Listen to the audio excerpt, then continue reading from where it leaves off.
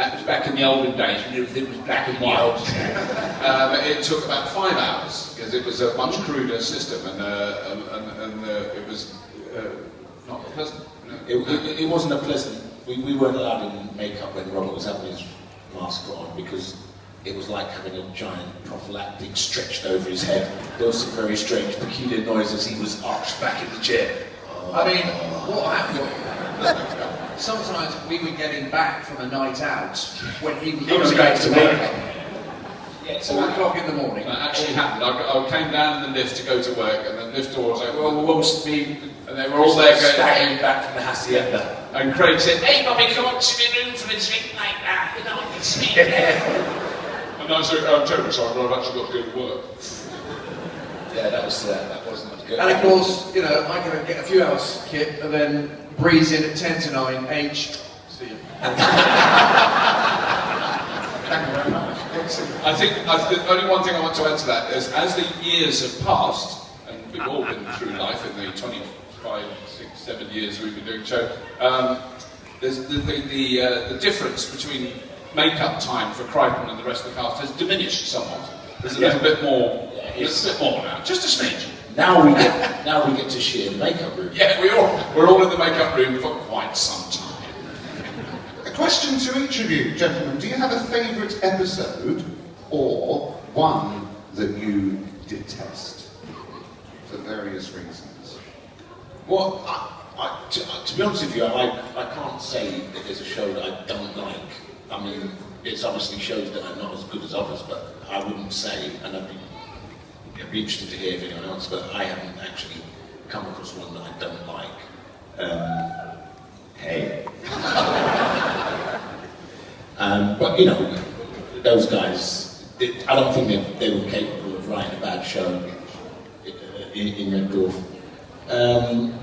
For me, obviously, the best, or well, I say the best, the one that, you know, gave me a lot of pleasure was actually just coming with another character in the same program, Dwayne Dibley, and having it be deemed as successful as the first one, which is extraordinary.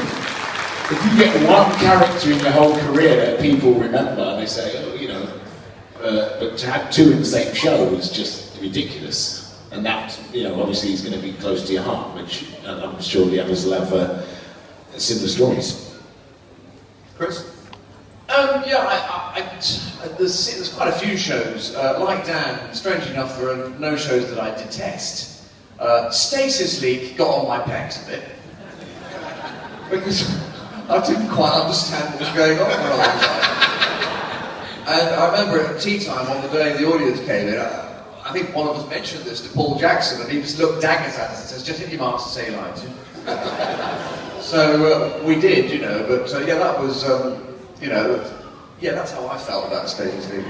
But yeah, I mean, things like Meltdown. I love Meltdown. You know, just to be there with Elvis and Marilyn Monroe, and to be able to play General Patton and tell people to get down and give me 50. Yeah, that was fun. There was a definite swagger about that episode, Chris. That was really Chris walking down the line of soldiers, waxwork models, was just legendary, wasn't it? Loved it. That's Mr. Gandy. So You eyeballing me, Gandy. You eyeballing me, Gandy. Eyeballing me, Gandy. Can you imagine saying that to Gandy? And Jean-Paul, what was it to Jean-Paul Sartre that was speaking? Sartre. There's only two things, was it? That was a great line. Steers and queers. Which one are you? You're not in a little polo neck now. I mean, you can't write stuff like that, but they did. You know. I think that's an important thing to say, is that when we're rehearsing, it's still to this day, you know, it used to be Rob and Doug, now it's just Doug, but we'll rehearse it and we'll think, oh, this is going all right, and then Doug will come in, no, and he'll rewrite everything. And you're thinking, what are you doing? Yeah. And, you know, and then it gets better. And it gets better. Shit. Yeah.